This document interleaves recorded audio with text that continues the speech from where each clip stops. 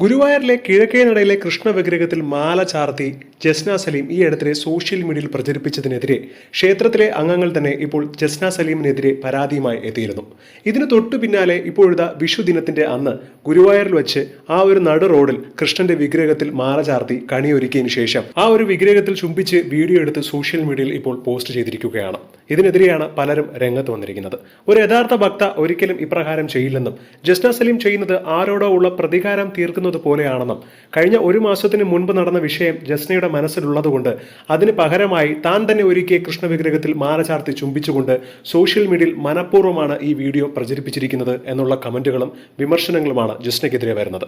ക്ഷേത്ര ഭാരവാഹികൾ സമ്മതിച്ചില്ലെങ്കിൽ ഞാൻ സ്വന്തമായി കൊണ്ടുവന്ന് വിഗ്രഹത്തിൽ ഉമ്മ വയ്ക്കും, എന്തു ചെയ്യാൻ കഴിയും എന്നുള്ള ആ ഒരു ധാർഷ്ട്യം നല്ലതല്ലെന്നും വെറുതെ വൈറലാവാൻ വേണ്ടി മാത്രമാണ് ഇങ്ങനത്തെ പ്രശ്നങ്ങൾ ഉണ്ടാക്കുന്ന തരത്തിലുള്ള വീഡിയോകൾ ജസ്ന ക്രിയേറ്റ് ചെയ്യുന്നത് എന്നാണ് പലരും അഭിപ്രായപ്പെടുന്നത്.